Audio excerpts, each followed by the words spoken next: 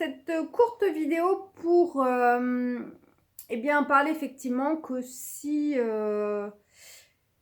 l'on découvre qu'on a une maladie grave, par quoi commencer? C'est une question qu'on peut se poser.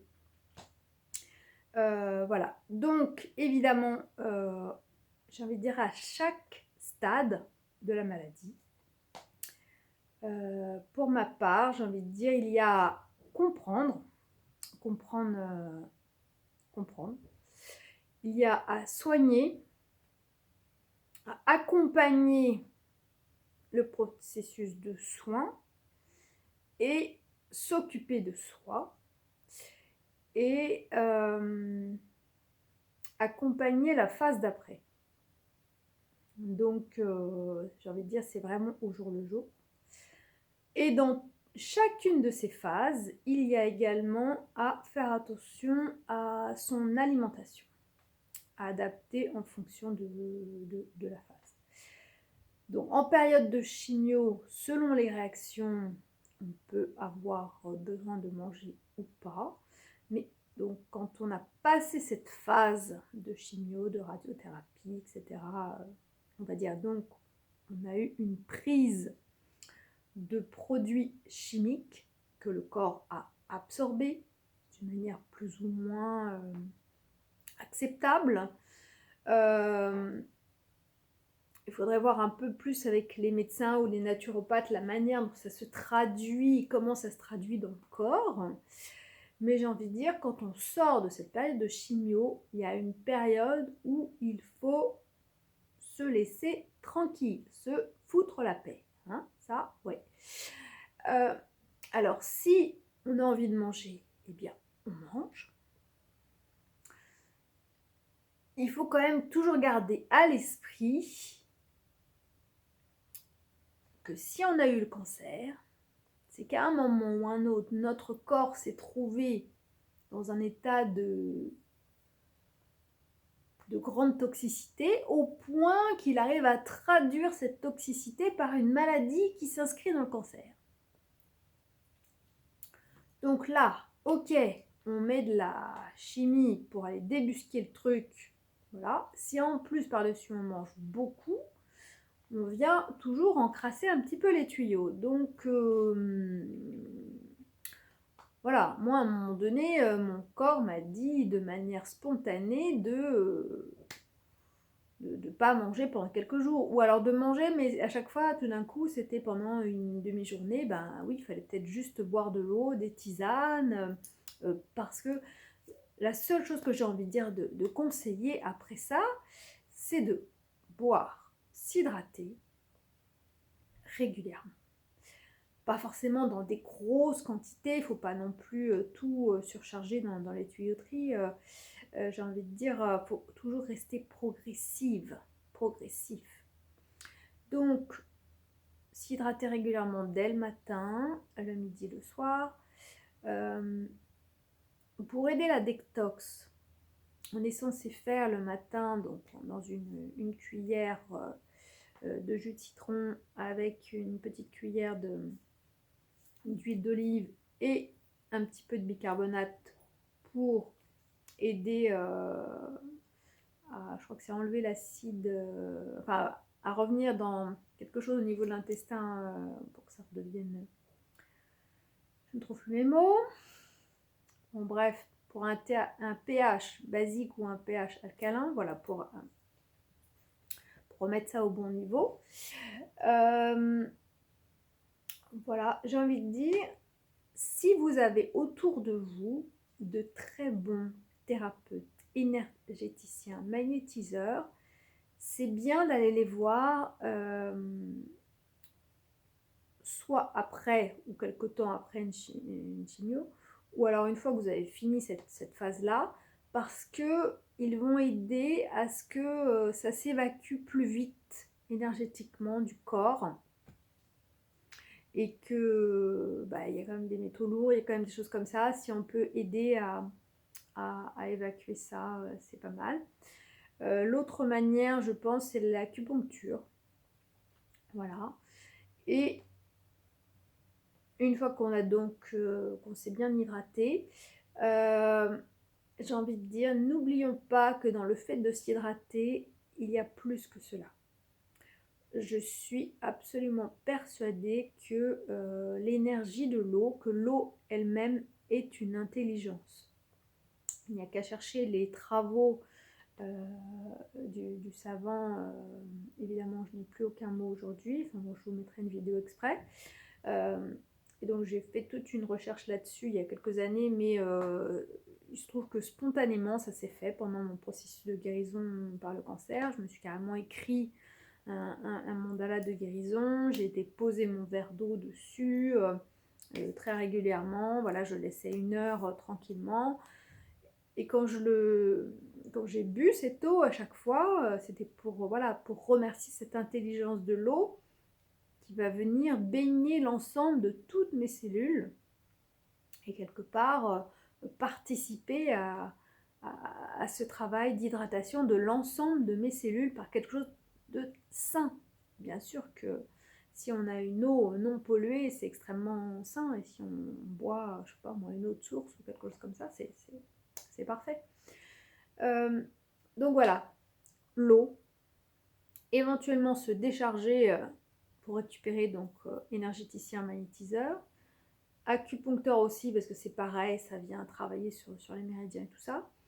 Si cet acupuncteur, acupunctrice peut prescrire de la vitamine D, je vous montrerai ça sous un autre moment, de la vitamine D à haute dose, quelqu'un m'en a prescrit, donc c'est pas du tout la vitamine D D3, alors D3 c'est déjà pas mal, ni celle qu'on prescrit avec une ampoule qu'on prend tous les mois ou tous les 3 mois, etc. en nuit et tout ça, non. C'est quelque chose d'un laboratoire qui permet ensuite de prendre très peu de gouttes, mais c'est 3 ou 4 fois plus dosé en vitamine D, ça permet quand même de récupérer. Et bien évidemment la vitamine C, moi je l'ai eu pareil un peu plus forte, sauf qu'il y a également, ça existe sous forme de cassis. C'est-à-dire que éventuellement l'acupuncteur peut proposer, ce sont des gouttes, en fait, je ne sais pas si c'est une essence, enfin je sais pas exactement comment c'est, donc, et c'est du cassis, et là c'est directement une façon d'ingérer de la vitamine C de manière tout à fait naturelle pour récupérer. Également dans l'alimentation. Donc ce qui est important dans un premier temps, peut-être si on est déjà un bon mangeur, bah, c'est de penser que selon son assiette, il faut faire en sorte qu'on réduise un peu la partie de viande, des protéines normales, pour mettre le plus de verre possible dans son assiette, c'est-à-dire des légumes, tout ce qu'il y a, hein, haricots verts, courgettes, aubergines, etc., tout ce qui est légumes verts comme ça, et en très très petite quantité, si on ne peut pas faire autrement, la pomme de terre, la patate douce peut-être un petit peu à la place, des choses comme ça. On peut aussi faire des frites de brocoli, j'avais fait ça une fois, c'était très rigolo, sympathique et très bon aussi, ou des frites de navets, voilà, par exemple, ou une fois j'ai coupé mes navets de telle manière qu'on pourrait croire que c'était des coquilles Saint-Jacques revenues à la poêle version ail et fines herbes. C'était parfait. Ça permet de changer un peu, et puis voilà. Donc et bien penser que chacun des aliments peut apporter un nutriment, quelque chose exprès. Donc l'alimentation, le dernier point, mais le point essentiel. Si on n'a pas l'habitude de changer d'alimentation, tous les matins on rajoute un jus vert, ou au moment du midi, vers 11h midi, un petit peu avant de manger. Du coup, une fois qu'on a pris ce jus, alors pour moi tout à l'heure c'était soit du pomme céleri, soit ça peut être pousses d'épinards, tomates, carottes. D'habitude je me fais pomme, carotte, orange. Alors normalement on est censé quand on a un cancer et qu'on ne veut pas prendre de glucides, ne pas prendre ni la pomme ni la carotte. Et parfois c'est un petit peu difficile. Donc pendant un temps, on peut privilégier peut-être la tomate avec l'ensemble des autres légumes verts et qu'on peut passer directement dans le jus, donc brocoli, épinards, céleri. On essaye simplement d'associer ça peut-être avec quand même une toute petite part au moins de carottes de pommes pour adoucir et puis mettre une sensation plus sympathique. Voilà. Je veux dire, ça, c'est les premières choses. Et après, évidemment, on peut aller voir un spécialiste, l'acupuncteur, le naturopathe, des gens autour qui ont l'habitude de fonctionner avec tout ce qui est alimentation vivante et qui vont pouvoir accompagner un peu dans cette régulation, d'installer un équilibre au quotidien pour récupérer et puis ne plus être fatigué. Hein, parce qu'il y en a plein, je crois que c'est aux États-Unis, donc dans l'Institut Hippocrate. J'avais vu, je m'étais posé la question si j'allais aller là-bas l'an dernier, puis non, j'ai choisi autre chose. Bah, au début, vous savez ce qu'ils font? Ils se nourrissent pendant peut-être un mois, tous les matins, et je crois qu'ils prennent quasiment que ça dans la journée, du jus d'herbe de blé, du jus vert, du jus d'herbe de blé pressé. Ils en prennent peut-être 3 fois par jour, et voilà. Et puis le reste du temps, ils font peut-être juste un jus, des tisanes, des choses. Enfin, c'est très léger. Voilà. Donc, l'autre chose aussi, c'est d'écouter son corps. Si son corps a envie de manger. Si on n'en peut plus, oui, il faut écouter. Hein, je veux dire, personne d'autre que soi peut savoir ce qu'on doit faire, prendre, vivre, ressentir. Voilà.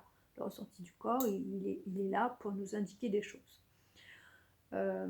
L'autre chose, c'est qu'il ne faut pas oublier, quand on sort d'une chimiothérapie, je pense que ça, j'ai envie de dire, ça atteint les neurones. Enfin, je veux dire, dans le sens que psychologiquement, on risque d'être perturbé comme une profonde dépression nerveuse. Et donc, faut peut-être pas rajouter des antidépresseurs, des choses comme ça, mais au contraire, ce genre de jus, pour aller mettre un peu cette vitamine, cette chlorophylle, et récupérer petit à petit, pouvoir dormir, manger, voilà.